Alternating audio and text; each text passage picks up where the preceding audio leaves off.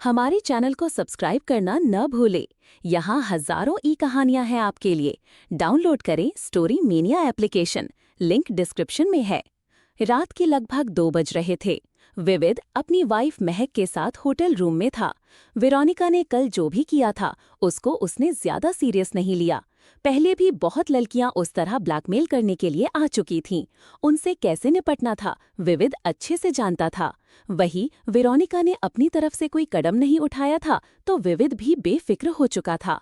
Veronica की चिंता छोड़कर विविध महक के साथ था। वो दोनों एक दूसरे को किस कर रहे थे। तभी अचानक महक के मोबाइल पर बहुत सारे नोटिफिकेशंस आने लगे। महक ने उसे पहले तो इग्नोर किया, लेकिन जब एक साथ काफी मैसेज आने तो उनका साउंड इरिटेट कर रहा था। झुलझुलाकर विविध महक से अलग हुआ और उस पर चिल्लाकर बोला, कम से कम रात के लिए तो अपना मोबाइल साइलेंट कर दिया करो, सारा मूड अपसेट कर दिया। मेरे मोबाइल पर इतने मैसेज किसी के नहीं आते, वो भी एक साथ। रुको, मुझे चेक करने दो, महक ने जवाब दिया और फिर अपना हाथ बढ़ाकर अपना मोबाइल उठाया। जैसे ही उसने उन मैसेजेस को देखा, उसके चेहरे पर गुस्से के भाव थे। मैसेज देखने के बाद महक ने अपनी मोबाइल की स्क्रीन विविध की तरफ कर दी थी। आरोही ने वो सारी तस्वीर कहीं और वायरल करने के बजाय महक को भेजी थी। जैसे ही महक ने उन्हें देखा, वो काफी गुस्सा हो गई थी। महक ने विविध को खुद से दूर धकेला और उस पर चिल्लाकर बोली, तुमने मुझे प्रॉमिस किया था कि हमारा पास्ट जो भी रहा हो, लेकिन शादी हो जाने के बाद हम एक दूसरे के लिए पूरी तरह लॉयल रहेंगे। ये है तुम्हारी लॉयल्टी? अच्छा, तो कल रात अचानक तुम्हें इस मीटिंग में जाना था विविध ठाकुर? विविध का टाइम काफी मुश्किल चल रहा था। ऐसे में गलती से भी महक डिवोर्स लेती तो उसकी ज्यादातर प्रॉपर्टी उसके हिस्से में जा सकती थी। विविध ने उसे समझाते हुए काफी नरमी से कहा, मुझे एक्सप्लेन करने का मौका तो दो। बोलते हुए उसने महक के दोनों हाथ पकड़ लिए थे, लेकिन महक ने गुस्से में उसके दोनों हाथ झटक कर दूर कर दिया। महक उस पर झल्लाकर बोली, अब क्या एक्सप्लेनेशन दोगे तुम अपने किए की? और मुझे चाहिए भी नहीं। इन फोटोज में साफ नजर आ रहा है कि इस लड़की और तुम्हारे बीच में क्या चल रहा है। अब मुझे सब समझ आ रहा है कि तुम्हारी ज्यादातर रातें बाहर क्यों बीतती है। अगर मेरे साथ धोखा ही करना था तो पहले बता देते, आराम से छोड़कर चली जाती। महक के छोड़कर जाने की बात सुनकर विविध हड़बड़ा गया। वो अपनी सफाई देते हुए बोला, ये सब फेक फोटोज है। ये लड़की रिदांश ठाकुर की मैनेजर है और वो मेरे पास रात बिताने के लिए क्यों आएगी? जरा सोच कर देखो, ये सब मुझे फंसाने के लिए किया जा रहा है। बेबी प्लीज मेरा यकीन करो, मैं तुम्हें धोखा नहीं दे रहा हूँ और आज के बाद तुम मुझसे दूर जाने की बात मत करना। हमारे बीच कितनी भी लड़ाई झगड़ा क्यों ना हो जाए, मैं तुमसे दिल से प्यार करता हूँ। मैंने कभी तुम्हें धोखा नहीं दिया। ऐसा करना तो दूर की बात है, मैंने इस बारे में सोचा भी नहीं। विविध उसके सामने इमोशनल होने का पूरा दिखावा कर रहा था। वो महक के पास गया और उसे अपने सीने से लगाकर कहा, प्लीज आगे से इस तरह किसी की भी भेजी गई फोटोज पर यकीन मत करना। क्या तुम्हें मेरे प्यार पर यकीन नहीं है बेबी, जो तुम एडिटेड फोटोज पर यकीन कर रही हो? मैं कुछ नहीं जानती विविध, मेरा अभी भी तुम पर यकीन करने का दिल नहीं कर रहा। पर तुम बोल रहे हो कि ये रिदांश की मैनेजर है तो मान लेती हूँ, पर आगे से मेरे सामने ऐसा कुछ भी आया तो मैं एक पल भी नहीं सोचूंगी तुम्हें छोड़कर जाने से पहले, महक ने सीधे सीधे धमकी देते हुए कहा। उसके इस रवैये पर विविध काफी घबरा गया था। उसका घबराना जायज भी था। अगर महक उसे तलाक लेती तो उसे अपनी 70% प्रॉपर्टी महक और अन्वेषा के नाम करनी पड़ती। फिर उसके पास थोड़ा बहुत कुछ बचता, तब रिदांश उससे वो भी छीन लेता। विविध इस वक्त वेरोनिका के पास जाकर उसे जान से मारना चाहता था, पर फिलहाल के लिए महक को अकेला छोड़ना भी सही नहीं था। वो पहले से ही गुस्से में थी। ऐसे में विविध वहां से जाता तो महक का शक यकीन में बदल जाता। महक को अपने प्यार पर यकीन दिलाने के लिए विविध ने उसके साथ फिजिकल रिलेशंस बनाए और उसके बाद वो दोनों सोने जा चुके थे। अब जो करना था वो विविध को अगले दिन ही करना था। वहीं दूसरी तरफ महक को तस्वीरें भेजने के बाद आरोही कमरे में आई। रिदांश अभी भी सोया नहीं था। वो उसके आने का इंतजार कर रहा था। जैसे ही आरोही आरांश के कमरे में आई, रिदांश उसके पास से उठकर बोला, अब तो बता दो तुमने क्या किया है। अभी भी सरप्राइज है, आरोही ने तिरछा मुस्कुराते हुए कहा। वैसे तुम्हें ज्यादा इंतजार नहीं करना पड़ेगा, क्योंकि कल सुबह तक तुम्हें उसका रिजल्ट देखने को मिल जाएगा। तुम ना सच में मुझे बहुत कंफ्यूज कर रही हो। रॉबर्ट के साथ रहकर बिल्कुल बदल गई हो। मुझे तुम हर तरीके से पसंद हो रैबिट, लेकिन मैं अपनी इनोसेंट रैबिट को मिस कर रहा हूँ। रिदांश ने गहरी सांस लेकर कहा और फिर आरोही को अपनी बाहों में उठा लिया। वो आरोही को लेकर अपने कमरे में जा रहा था। रूम में आते ही रिदांश ने आरोही को बेड पर सुलाया और फिर खुद उसके ऊपर आ गया था। आरांश का ध्यान रखने के चक्कर में आरोही और रिदांश को आजकल ज्यादा टाइम साथ बिताने को नहीं मिल रहा था। रिदांश ने आरोही को कुछ बोलने का मौका नहीं दिया और उसके होठों को कैप्चर कर लिया। पूरे दिन आरोही से अलग होने की बेचैनी उसके किस में साफ जाहिर हो रही थी। वो आरोही को काफी पेशेंटली किस कर रहा था। थोड़ी देर में जब आरोही का ब्रेथलेस होने लगी तो उसने रिदांश के कंधे पर हल्का सा टैप किया। रिदांश ने आरोही को छोड़ा, वो भी गहरी सांस ले रहा था। आरोही ने अपनी सांसों को नॉर्मल करके कहा, तुम चाहो तो दिन में मुझसे मिलने आ सकते हो। इतना बेचैन रहने की कोई जरूरत नहीं है मिस्टर ठाकुर, मैं तुम्हारी ही हूँ, मेरी ही हो तभी इंतजार कर लेता हूँ। सोचता हूँ कि पूरा दिन बीतने के बाद रात को तुम मेरे साथ होने वाली हो, पर जब करीब आती हो तो खुद पर कंट्रोल करना मुश्किल हो जाता है, रिदांश ने हाँफते हुए कहा। उसकी बात सुनकर आरोही के चेहरे पर मुस्कुराहट थी। रिदांश ने अपने होठ आरोही के गर्दन पर रख दिए। वो उसे काफी इंसेंटली किस कर रहा था। कुछ ही देर में उनके कपड़े फ्लोर पर बिखरे थे और कमरे में रिदांश और आरोही की सिसकियां गूंज रही थीं। अगली सुबह का आरोही को बेसब्री से इंतजार था। वो जानती थी कि कल रात उसने जो बॉम्ब फोड़ा था उसका आउटकम जरूर निकल कर आने वाला है। आरोही बेसब्री से विविध के आने का इंतजार कर रही थी। उसकी निगाहें दरवाजे पर टिकी थीं। उसकी नजरों को फॉलो करते हुए रिदांश ने दरवाजे की तरफ देखा। फिर उसने आरोही से पूछा, कब से देख रहा हूँ, तुम्हारी नजर वहीं पर है, किसी का आने का इंतजार है क्या तुम्हें? हाँ, बस थोड़ी ही देर में वो आने भी वाला है, आरोही ने मुस्कुराकर जवाब दिया। उसने अपनी बात खत्म की ही थी कि तभी गुस्से में विविध घर के अंदर दाखिल हुआ। उसके पीछे 2 सिक्योरिटी गार्ड्स भी थे। विविध को वहां गुस्से में आता देखकर आरोही के चेहरे पर तिरछी मुस्कुराहट थी। वही एक गार्ड ने रिदांश से कहा, सॉरी सर, ये जबरदस्ती अंदर घुस आए, हमने इन्हें रोकने की बहुत कोशिश की थी पर ये सुन ही नहीं रहे थे। आने दो इसे अंदर, तुम लोग जाओ, रिदांश ने जवाब दिया और फिर उन्हें बाहर जाने का इशारा किया। विविध अंदर की तरफ आ रहा था। रिदांश ने एक नजर आरोही की तरफ देखा। वो समझ गया था कि आरोही को विविध के आने का इंतजार था। विविध गुस्से में रिदांश की तरफ बढ़ा और चिल्लाकर बोला, तुमसे मुझे इसी तरह की गिरी हुई हरकत की उम्मीद थी। पहले अपनी मैनेजर को भेजकर मेरे साथ वो सब किया और फिर वही तस्वीर मेरी वाइफ को भेज दी। तुम्हें एक बात क्लियर कर दूं कि तुम्हारे उन फोटोज भेजने से कुछ नहीं होगा। वो मुझे सच्चे दिल से प्यार करती है तो उसे उन पर यकीन नहीं हुआ। तुम्हारे ये सब करने पर मैं तुम्हें एंटीडोट नहीं दूंगा रिदांश ठाकुर। तुमसे तो कम ही गिरी हुई हरकत की है, कम से कम मैंने किसी बच्चे को तो निशाना नहीं बनाया। रिदांश ने उसे सर्द निगाहों से देखते हुए जवाब दिया। विविध आगे कुछ बोलता तभी वेरोनिका बीच में आ गई। वो मुस्कुराते हुए बोली, लेकिन तुम्हारे तेवर तो इस वक्त कुछ और ही बता रहे हैं। लगता है मेरा तीर बिल्कुल निशाने पर लगा है। मैंने फोटोज इतनी जल्दी तुम्हारी वाइफ को भेजने का सोचा नहीं था, पर अब जब उस तक पहुंच ही गई है तो जरूर उसने तुम पर कोई बड़ा बम फोड़ा होगा, तभी तुम यहाँ पर तिलमिलाते हुए आ रहे हो। तुम अपने हद में रहो, तुम्हारी औकात नहीं है कि तुम हम लोगों के बीच में बोल सको, विविध ने वेरोनिका से सख्ती से कहा। विविध के वेरोनिका को इतना सब कुछ कहने पर रिदांश गुस्से में बोला, औकात तो तुम्हारी पता चल गई थी कल रात को। वैसे इतनी भी क्या मजबूरी आ गई थी जो मेरी मैनेजर के साथ तुम बेड चले गए? तुम्हें इस बात का भी ख्याल नहीं रहा कि वो तुम्हारी जान ले सकती है। रिदांश की बात आगे बढ़ाते हुए आरोही ने कहा, तुम भी किससे बात कर रहे हो रिदांश? इस इंसान का कौन सा कोई ईमान धर्म है? वैसे वो तो सिर्फ ट्रेलर था, उसके बाद ही ऐसी हालत हो रही है, तो सोचो जब पूरी मूवी रिलीज होगी तो इसका क्या होगा। खैर, मूवी अभी तक इसके पास पहुंची नहीं है, चलो मैं दिखाती हूँ। आरोही ने उन सबको अपने पीछे आने का इशारा किया।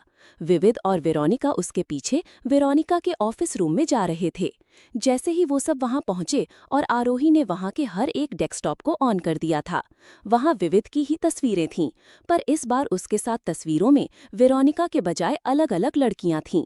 उन्हें देखकर एक पल के लिए विविध के कदम लड़खड़ा गए। विविध हड़बड़ाते हुए चिल्लाकर बोला, ये सब फेक है, मैं इन्हें जानता तक नहीं हूँ। तुम सब लोग मुझे ब्लैकमेल कर रहे हो और मैं तुम्हारे खिलाफ केस करने वाला हूँ। आरोही विविध की तरफ पलट कर बोली, हाँ हाँ, जाओ जाओ, केस करो। अभी तो सिर्फ तस्वीरें ही दिखाई है, फिर कोर्ट में बयान देने के लिए हर एक लड़की को हाजिर कर दूंगी। आरोही फिर रिदांश के पास गई और उसे देखकर मुस्कुराकर बोली, वैसे रिदांश, अगर इसकी पत्नी ने इस सिचुएशन में इससे डिवोर्स लिया तो इसे अपनी पत्नी को कितनी प्रॉपर्टी देनी पड़ेगी? बेटी भी है तो उसके हिस्से में कुछ ना कुछ तो आएगा ही। लगभग 70 to 75% प्रॉपर्टी जा सकती है। अगर इसके खिलाफ कोई और क्राइम प्रूव हो गया तो इसके हिस्से की सारी प्रॉपर्टी उसी के पास जाएगी। रिदांश ने आरोही की बात का जवाब देकर कहा। जैसे ही उसकी बात खत्म हुई, विविध जोर से चिल्लाया, तुम लोग ऐसा कुछ भी नहीं करोगे। विविध ने जोर से चिल्लाकर कहा। आरोही उसके पास आई और उसकी आंखों में देखकर कहा, अच्छा बताओ, हम ऐसा क्यों नहीं करेंगे? तुम हमें बस एक वैलिड रीजन दे दो। अगर हम तुम्हारे जवाब से सैटिस्फाई हुए तो ठीक है, हम ऐसा नहीं करेंगे। आरोही ने बुरी तरह से विविध को फंसा दिया था। वो गुस्से में आरोही को दोनों हाथ से पकड़कर बोला, ये सब तुमने उस रॉबर्ट से सीखा है ना? तुम भी कोई दूध की धुली नहीं हो। पिछले 3.5 सालों में तुमने क्या किया अच्छे से पता है मुझे। पता तो मुझे भी है, तभी देखो डेस्कटॉप पर तुम्हारे प्यार की कहानी ही चल रही है। आरोही ने जवाब दिया। उसने सबके सामने यही जाहिर किया कि रॉबर्ट के साथ रहते हुए उसने विविध पर नजर बनाए हुए रखी थी, लेकिन सच उससे बिल्कुल अलग था और आरोही ने सब कुछ लिखा था, तो उससे कुछ कहाँ छिपा हुआ रह सकता था। आरोही ने बस कुछ घंटे काम करके अपनी इमेजिनेशन के हिसाब से लड़कियां सेलेक्ट करके विविध के साथ उनकी तस्वीरें जोड़ी थीं। चलो, कुछ तो काम आया तुम्हारा उस रॉबर्ट के साथ रहना, वेरोनिका ने मुस्कुराकर कहा। मैं तुम्हें जिंदा नहीं छोड़ूंगा आरोही श्रीवास्तव। बोलते हुए विविध ने आरोही का गला पकड़ लिया था। वो उसका गला दबाने लगा था, तभी रिदांश विविध के पास आया। उसने विविध को आरोही से दूर किया। रिदांश ने सबसे पहले विविध के गाल पर कसकर तमाचा लगाया और फिर उसे धक्का देकर नीचे गिरा दिया था। विविध खुद को संभाल पाता उससे पहले रिदांश का पैर उसकी चेस्ट पर था। रिदांश उसकी तरफ देखकर सर्द आवाज में बोला, अगले 6 घंटे में मुझे रियल एंटीडोट मेरे हाथ में चाहिए, साथ में वो वायरस भी जो तुमने मेरे बेटे के बॉडी में इंजेक्ट करवाया था। पहले वो वायरस तुम्हारी बॉडी में जाएगा, एंटीडोट तुम्हें दिया जाएगा, उसके बाद ही तुम पर यकीन होगा मुझे। तब तक तुम यहाँ से बाहर एक कदम भी नहीं रख सकते हो। रिदांश ने विविध को अपनी कैद में ले लिया था। विविध अब उनकी बात मानने के लिए मजबूर हो गया था। उसने तुरंत किसी को कॉल किया और एंटीडोट और वायरस लाने के लिए कहा। एक्सपेरिमेंट करने के लिए रिदांश ने पूरा हॉस्पिटल खाली करवा दिया था। रिदांश और आरोही विविध के साथ हॉस्पिटल जा रहे थे। उनसे अलग गाड़ी में वेरोनिका आरांश के सामने आ रही थी। गाड़ी आरोही ड्राइव कर रही थी, जबकि रिदांश ने विविध को गन पॉइंट पर ले रखा था। विविध के पास उनके इशारों पर चलने के अलावा और कोई रास्ता नहीं था। आरांश की जान से ज्यादा कीमती उसके लिए अपनी प्रॉपर्टी बचाना था और इसी के लिए उसने एंटीडोट देने का डिसाइड किया था। अध्याय 24। चलिए जी, आरांश तो बच गया, लेकिन अभी भी रिदांश के दुश्मन वो कम नहीं हुए। आरांश के ठीक हो जाने के बाद देखते हैं विविध कौन सी नई चाल चलता है। कहानी के साथ बने रहिए और पढ़कर लाइक और कमेंट कर दीजिएगा। अगले पार्ट पर मिलते हैं। हमारे चैनल को सब्सक्राइब करना ना भूलें। यहाँ हजारों ई कहानियाँ हैं आपके लिए। डाउनलोड करें story mania application, link description में है। विविध आरोही और रिदांश से बात करने के लिए घर पर आया हुआ था, लेकिन रिदांश ने उसे होस्टेज बना लिया था। आरोही और रिदांश ने मिलकर विविध को मजबूर कर दिया था कि वो उन्हें एंटीडोट देने के लिए तैयार हो जाए। आरोही ने विविध की काफी सारी लड़कियों के साथ फोटोज और वीडियो दिखाए थे। अगर वो महक तक पहुंच जाते तो वो उसे डिवोर्स दे देती। महक का डिवोर्स देना यानी सीधे सीधे विविध की काफी सारी प्रॉपर्टी उसके और अन्वेषा के पास जाना। विविध ने समझदारी दिखाते हुए एंटीडोट देने के लिए हामी भर दी थी और इस वक्त वो अस्पताल के लिए निकल रहे थे। आरोही गाड़ी ड्राइव कर रही थी तो वहीं बैक सीट पर रिदांश और विविध बैठे हुए थे। रिदांश ने विविध को अपनी गन पॉइंट पर ले रखा था। आरोही गाड़ी ड्राइव करते हुए अपने मन में बोली, थैंक गॉड, इस एंटीडोट के बाद मेरा आरांश बिल्कुल ठीक हो जाएगा। पहले पता होता कि इस बार भी मैं नॉवेल में फंसने वाली हूँ तो कहानी को काफी डिसेंट और अच्छा रखती। अपने बेटे को तो बीमार बिल्कुल नहीं करती। वो ठीक हो जाएगा तो मेरे दिल से जो बोझ है वो उतर जाएगा। आरोही का पूरा ध्यान गाड़ी चलाने की तरफ था। वहीं विविध गुस्से में रिदांश को घूर रहा था। वो रिदांश से बोला, बेटे को तो बचा लोगे, लेकिन इस लड़की का क्या करोगे? देखना, ये तुम्हें बर्बाद करके रख देगी। अपने काम से मतलब रखो, बर्बाद होने के दिन तुम्हारे हैं। गलत लड़की से तुमने शादी की है, मैंने नहीं। वक्त रहते तुम्हें भी ये समझ आ जाएगा। अब चुप करके बैठो, तुम्हारी बकवास सुनने का मेरा कोई मूड नहीं है। रिदांश ने काफी बेरुखी से जवाब दिया। कुछ ही देर में वो अस्पताल पहुँच चुके चुके थे। विविध ने जिस डॉक्टर से वो एंटीडोट और वायरस लिया था, उनकी पूरी टीम हॉस्पिटल में मौजूद थी। तो वहीं दूसरी तरफ आरोही की टीम में डॉक्टर पूर्वी और उसके कुछ भरोसेमंद सीनियर डॉक्टर्स थे। सबसे पहले विविध को कुछ टेस्ट के लिए ले जाया जाने लगा। आरांश के भी टेस्ट हो रहे थे। पहले डॉक्टर पूर्वी रिदांश की शक्ल भी नहीं देखना चाहती थी। अब जब उसके ऊपर से सारे इल्जाम हट गए थे, तब पूर्वी खुद बात करने के लिए रिदांश के पास आई। डॉक्टर पूर्वी ने रिदांश से कहा, अब तक हमने इतने टेस्ट करवाए थे, लेकिन आज तक किसी के अंदर भी ये नहीं आया कि आरांश की बॉडी के अंदर कोई वायरस इंजेक्ट किया गया है। क्या आप इस बात को लेकर श्योर है मिस्टर ठाकुर? हाँ, मैं श्योर हूँ। आप चाहो तो सारे टेस्ट वापस करवा सकती है, रिदांश ने अपनी तरफ से कंफर्म करके कहा। हाँ, टेस्ट तो सारे वापस हो ही रहे हैं। आपकी कजिन ने जिससे भी ये वायरस बनाया था, उन्होंने कुछ अलग टेस्ट लिखे हैं। उनके हिसाब से कई बार वायरस नॉर्मल टेस्ट के अंदर डिटेक्ट नहीं होता है, उसके लिए कुछ स्पेसिफिक टेस्ट करने जरूरी हैं। बस वही किया जा रहा है, पूर्वी ने जवाब दिया। फिर उसने आरोही की तरफ देखकर कहा, अच्छा तो ये है आपकी वाइफ। आरांश काफी खुश है इनके आ जाने से। हाँ, कुछ रीजंस की वजह से मुझे आरांश से दूर होना पड़ा था, लेकिन अब मैं हमेशा उसके साथ रहूंगी। बस वो पूरी तरह ठीक हो जाए, मैं यही चाहती हूँ, आरोही ने मुस्कुराकर जवाब दिया। डॉक्टर के बताए हुए कुछ जरूरी टेस्ट किए जाने के बाद विविध की बॉडी के अंदर वायरस इंजेक्ट किया गया। हालांकि वो इसके पूरी तरह खिलाफ था, लेकिन रिदांश के आगे उसकी बिल्कुल नहीं चलने वाली थी। वायरस इंजेक्ट करने के 1 घंटे के अंदर ही विविध की हालत काफी खराब होने लगी। कुछ ऐसा ही कुछ सालों पहले आरांश से साथ हुआ था। आरांश तब सिर्फ 6 महीने का था। विविध को तेज बुखार हो गया था, उसकी बॉडी पर रैशेस निकल आए थे। उसका चेहरा देखकर ऐसे लग रहा था जैसे उसके अंदर जान न बची हो। रिदांश और आरोही उसी के पास थे। विविध की खराब होती हालत देखकर रिदांश ने सर्द आवाज में कहा, तो तुमने ये जानबूझकर मेरे बच्चे के साथ किया था। आज भी मुझे वो दिन याद है जब आरांश की हालत बिल्कुल तुम्हारी तरह हुई थी। क्या मिल गया तुम्हें ये सब करके? तुम तो फिर भी इसे झेल सकते हो, पर मेरा बच्चा बहुत मासूम था और सिर्फ 6 महीने का था। तुम्हें एक बार भी दया नहीं आई उसके ऊपर। क्या तुमने मेरी मॉम पर दया दिखाई थी जो मुझे तुम्हारे बेटे पर दया आएगी रिदांश ठाकुर? विविध बिल्कुल धीमी आवाज में बोला। रिदांश को उस पर बहुत गुस्सा आ रहा था। वो उसे मारना चाहता था, पर आरोही ने उसका हाथ पकड़ लिया। वो रिदांश को शांत करते हुए बोली, अभी इस पर गुस्सा करने का कोई फायदा नहीं है, ये हमारे बहुत काम का है। अनफॉर्चुनेटली एंटीडोट ट्राई करने के लिए हमें इसे बचाना होगा। रिदांश ने आरोही की बात पर हामी भरी। रिदांश का बस चलता तो वो विविध को कभी एंटीडोट नहीं देता, लेकिन उसे एंटीडोट ट्राई भी करना था। उसे विविध पर भरोसा नहीं था। क्या पता एंटीडोट के बहाने विविध फिर से आरांश की बॉडी के अंदर कोई वायरस इंजेक्ट कर दे। आरोही और रिदांश विविध को डॉक्टर की देखरेख में छोड़कर आरांश के पास आ गए थे। उसे भी उनकी जरूरत थी। आरोही और रिदांश के पास आने पर आरांश ने मासूमियत से कहा, मॉम डैड, मैं बिल्कुल ठीक तो हो जाऊंगा ना? क्या उसके बाद मैं भी नॉर्मल बच्चों की तरह स्कूल जा पाऊंगा और फुटबॉल खेल पाऊंगा? रिदांश ने आरांश की बात पर हाँ में सिर हिलाया। वो उसके पास बैठ गया। उसने आरांश का हाथ अपने हाथ में लेकर सहलाकर काफी प्यार से कहा, बिल्कुल मेरी जान, तुम एकदम ठीक हो जाओगे और जो तुम्हारा दिल करेगा वो तुम कर पाओगे। बस थोड़ा टाइम दो। हॉस्पिटल डॉक्टर पूर्वी के सीनियर डॉक्टर का हॉस्पिटल था। रिदांश ने उन्हें काफी पैसे दिए थे, जिस वजह से वो 1 महीने तक उनके लिए बुक किया गया था। इस 1 महीने में काफी कुछ होना था। सबसे पहले विविध की बॉडी में वायरस इंजेक्ट किया गया। उसकी बॉडी में वही चेंज देखे गए जो कुछ साल पहले आरांश के साथ हुए थे। फिर उनके टेस्ट रिपोर्ट को कंपेयर किया गया। विविध की बॉडी की हालत भी बिल्कुल आरांश के जैसे ही हो रही थी। इससे वो समझ गए कि विविध सच बोल रहा था। उसने जानबूझकर किसी तरह का वायरस आरांश की बॉडी में इंजेक्ट किया था।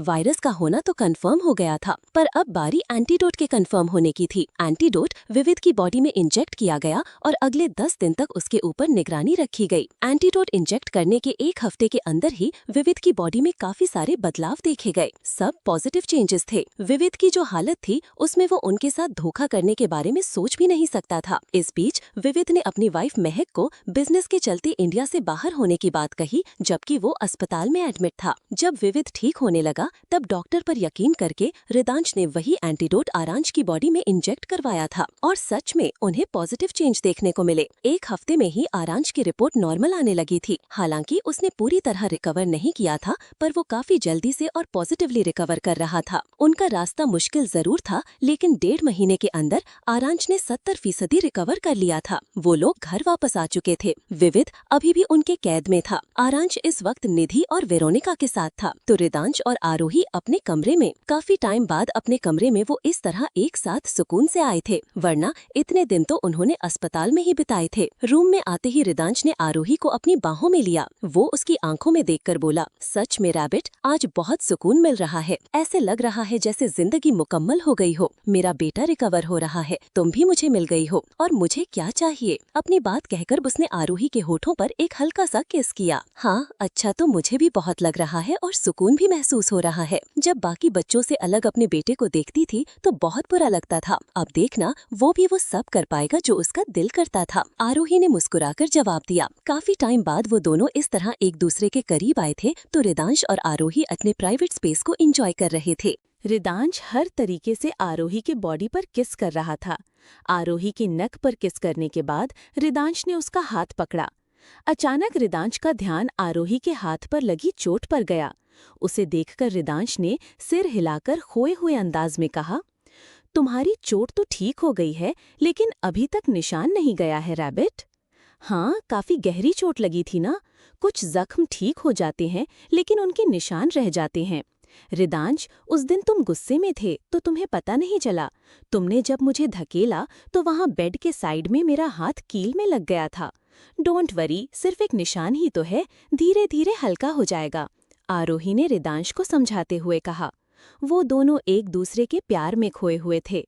क्या बोल रहे थे, दोनों को ही समझ नहीं आ रहा था।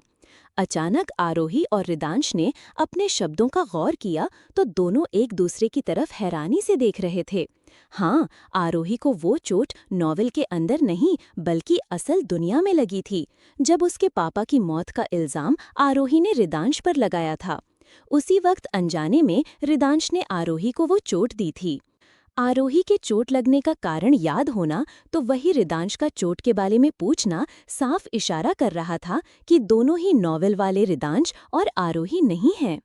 चलिए जी, सच सामने आ ही गया और आना ही था। देखते हैं अब दोनों का क्या रिएक्शन होता है, ये तो कल ही पता चलेगा। आपको कल तक वेट करना पड़ेगा। तब तक पढ़कर लाइक और कमेंट कर दीजिएगा। अगले पार्ट पर मिलते हैं। हमारे चैनल को सब्सक्राइब करना न भूलें। यहाँ हजारों ई कहानियाँ हैं आपके लिए। डाउनलोड करें story mania application, link description में है। आरोही और रिदांश दोनों बिस्तर पर थे। बहुत टाइम बाद उनकी लाइफ में कुछ अच्छा हुआ था। भले ही रिदांश को उसकी प्रॉपर्टी वापस ना मिली हो, लेकिन उससे भी ज्यादा जरूरी उसके लिए आरांश का ठीक होना था। आरांश ठीक हो गया था तो आरोही और रिदांश काफी वक्त बाद एक दूसरे के क्लोज आए थे। वो दोनों बेड पर थे, तब अचानक रिदांश का ध्यान आरोही के हाथ पर लगी चोट पर गया। ये चोट आरोही को तब लगी थी जब असली दुनिया में रिदांश आरोही पर गुस्सा था। उस चोट के बारे में आरोही को भी याद था। अनजाने में आरोही और रिदांश ने एक दूसरे के सामने सच्चाई कह दी थी। रिदांश ने आरोही को लगी चोट के बारे में पूछा तो वहीं आरोही ने उसका कारण बता दिया था, जो कि किसी भी तरीके से नॉवल से नहीं जुड़ा हुआ था। रिदांश ने एक पल आरोही की आंखों में देखा और फिर उसके ऊपर से उठते हुए कहा, क्या कहा तुमने अभी? मैंने तुम्हें ये चोट दी? कब हुआ ये सब? वो जब आरांश पैदा होने से पहले की बात है, शायद तुम भूल गए होगे, आरोही ने टालते हुए कहा। उसे अभी भी रिदांश पर शक नहीं हुआ था। रिदांश ने तुरंत आरोही को पकड़ते हुए कहा, नहीं, तब तुम्हें कोई चोट नहीं लगी थी। तुमने मुझे कहा कि ये चोट तुम्हें बेड की कील से लगी थी। आरोही, ये चोट तुम्हें तब लगी थी ना जब हम तुम्हारे घर पर थे और तुम्हारे डैड की मौत के बाद गुस्से में मैंने तुम्हें धकेला था। तुम्हारे बेडरूम के बेड से तुम्हें ये चोट लगी थी। ये नॉवल से जुड़ा हुआ नहीं है। इसका मतलब तुम नॉवल वाली आरोही नहीं, आरोही श्रीवास्तव हो, वो राइटर जो एक बार फिर से नॉवल में आकर फंस गई है।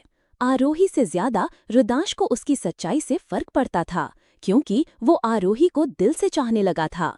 रिदांश इंटेलिजेंट था और हमेशा की तरह उसने पहले ही सब कुछ फिगर आउट कर लिया था, लेकिन जैसे ही आरोही ने उसकी बातें सुनी तो वो भी हैरान रह गई।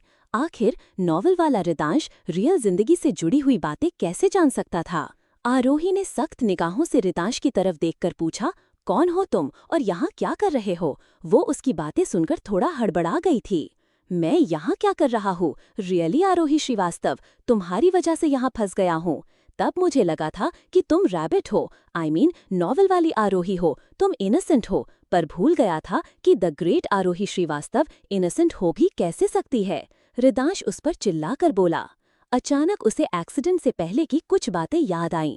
कैसे आरोही ने उसके मना करने के बावजूद एक अलग नॉवल को लिखा और उससे मिलने जाने से पहले रिदांश का एक्सीडेंट हो गया था। गुस्से में रिदांश ने आरोही को दोनों हाथों से पकड़ा और उसकी आंखों में देखकर चिल्लाकर कहा, एक बार फिर तुमने मेरी जिंदगी के साथ खेला ना आरोही। मैंने तुम्हें कहा था कि नॉवल तुम्हें मेरे तरीके से लिखनी है, फिर भी तुमने अपनी मनमानी की। अब तुम्हारी वजह से मैं यहाँ फंस गया हूँ और इतनी मुसीबतें झेल रहा हूँ। मुझे नहीं पता था कि तुम वो आरोही श्रीवास्तव हो, लेकिन तुम यहाँ क्या कर रही हो? रिदांश पहले आरोही पर अपना गुस्सा निकाल रहा था, तो फिर वही उसके चेहरे पर हैरानी के भाव थे। वो तो नॉवल में फंस गया सो फंस गया था, आरोही वहाँ क्या कर रही थी? मेरा एक्सीडेंट हो गया था, पर तुम यहाँ क्या कर रहे हो? तुम मेरे साथ यहाँ नहीं फंस सकते हो, आरोही उस पर चिल्लाकर बोली। वो रिदांश से बात करते हुए अंदर आ रही थी, तभी रिदांश ने उसे जोरदार धक्का दिया। आरोही अब जमीन पर गिरी हुई थी। आरोही ने नीचे गिरते हुए कहा, तुम मेरे बिना कुछ नहीं हो और ना ही अपना सब कुछ हासिल कर पाओगे। तुम्हें मेरी जरूरत जरूर पड़ेगी और तुम्हारा ये सपना कभी सच नहीं होगा। मैं अब तुम्हारी लिखी कहानी का कैरेक्टर नहीं हूँ जो तुम्हारे हिसाब से चलूं। सब कुछ हासिल करना मुझे अच्छे से आता है, रिदांश ने पूरे एटीट्यूड के साथ कहा और फिर आरोही के मुंह पर दरवाजा बंद कर दिया था। भले ही वक्त बदल गया था, कहानी नई थी, एक बार फिर इतिहास खुद को दोहरा रहा था। आरोही ने रिदांश को अपने घर से बाहर निकाल दिया था और इस वक्त आरोही बहुत गुस्से में थी, वो वहां से जा रही थी। आरोही ने ही नॉवल के अंदर रिदांश और आरोही के बीच दूरियां लिखी थी और कैसे भी करके उन दोनों के बीच में आज दूरियां आ गई थीं। आरोही का नेक्स्ट स्टेप क्या होने वाला है या आगे वो क्या करेगी, ये आपको नेक्स्ट पार्ट में पता चल जाएगा। प्लीज़ पढ़कर कमेंट कर दीजिएगा। अगले पार्ट पर मिलते हैं। हमारे चैनल को सब्सक्राइब करना ना भूलें। यहाँ हजारों ई कहानियाँ हैं आपके लिए। डाउनलोड करें story mania application, link description में है। रिदांश और आरोही के सामने जब एक दूसरे का सच आया तो पहले दोनों काफी हैरान थे और फिर बाद में हमेशा की तरह झगड़ा करने लगे। असल दुनिया में रिदांश को आरोही से ये कहने का मौका नहीं मिला कि उसने उसके मना करने के बावजूद नॉवल क्यों लिखी या फिर उसकी लाइफ में फिर से इतनी प्रॉब्लम्स क्रिएट क्यों की। अब रिदांश में अपनी सारी भड़ास निकाल दी थी और साथ ही उसने पहले की तरह आरोही को घर से निकाल दिया था। आरोही को रिदांश से कोई मतलब नहीं था, लेकिन आरांश अभी भी वहां पर मौजूद था। वो अपने बच्चों के साथ रहना चाहती थी। अभी अभी तो आरांश बिल्कुल ठीक हुआ था और इतनी जल्दी रिदांश ने आरोही को आरांश से दूर कर दिया था। आरोही रिदांश पर गुस्से में बड़बड़ाते हुए चल रही थी।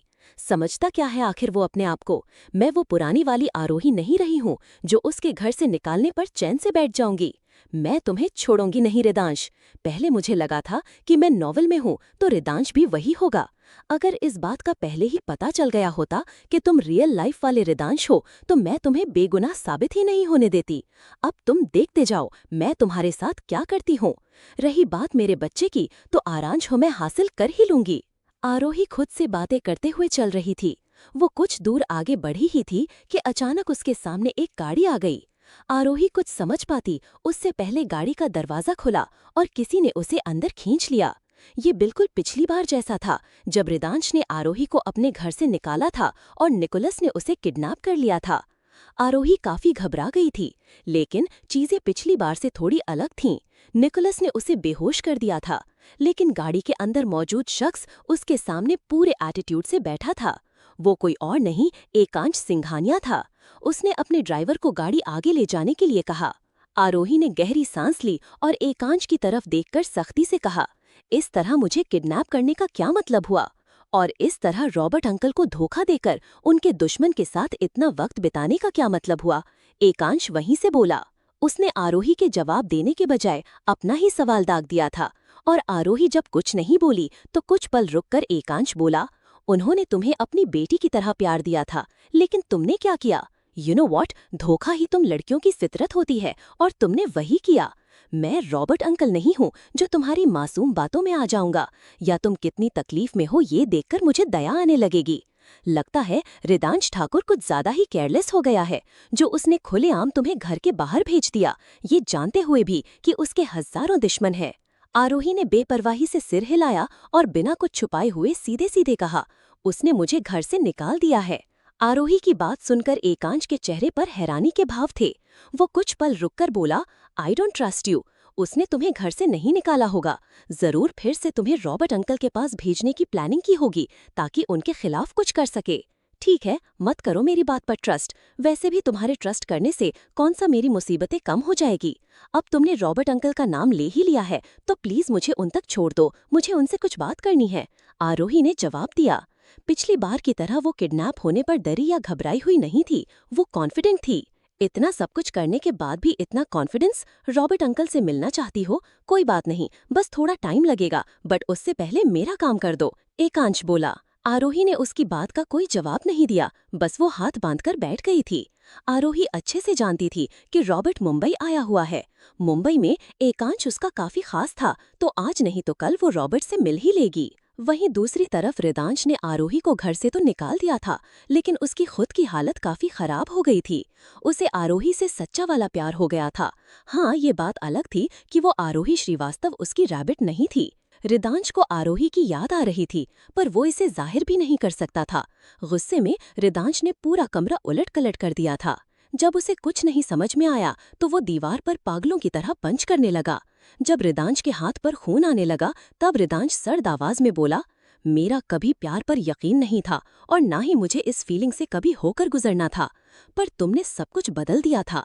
मेरी लाइफ में अगर आई थी तो कुछ पॉजिटिव चेंज लेकर आती। अभी भी तुम मुझे बर्बाद करना चाहती हो। न जाने क्यों मुझे तकलीफ हो रही है। मैंने तुम्हें घर से निकाल दिया, मुझे खुद के इमोशंस को कंट्रोल करना होगा, वरना मैं बर्बाद हो जाऊंगा, हमेशा यहाँ फंस कर रह जाऊंगा।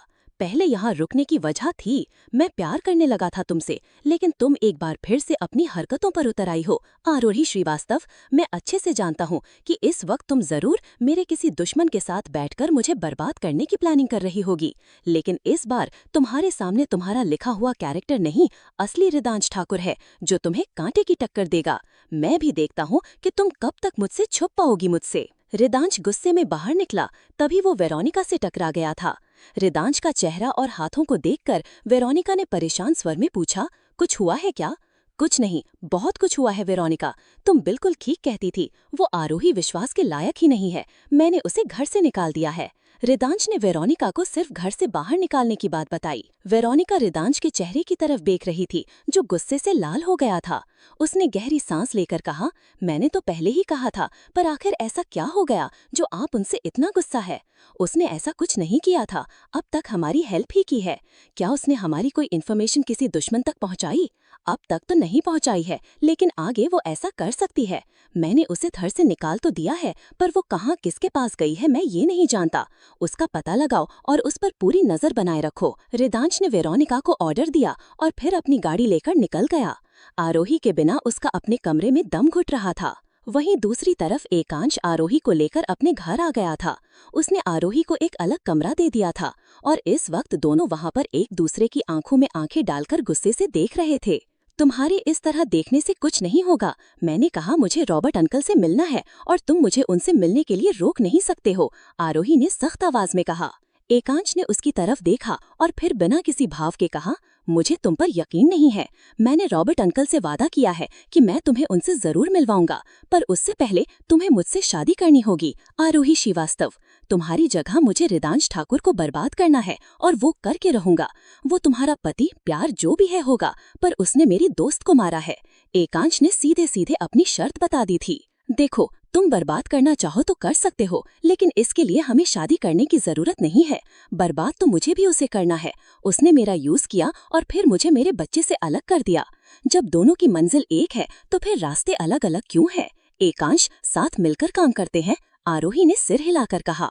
एकांश ने इसकी उम्मीद नहीं की थी कि आरोही उसका साथ देगी। एकांश आगे कुछ बोलता उससे पहले आरोही ने अपना हाथ आगे बढ़ाकर कहा, चलो आज एक डील करते हैं, मिलकर रिदांश ठाकुर को बर्बाद करेंगे, लेकिन हाँ, मुझे तुम्हारी तरफ से कोई बदसलूकी नहीं चाहिए, साथ ही मैं तुमसे शादी नहीं करूंगी। तुम्हारे तेवर साफ बता रहे हैं कि तुम आज भी उससे प्यार करती हो।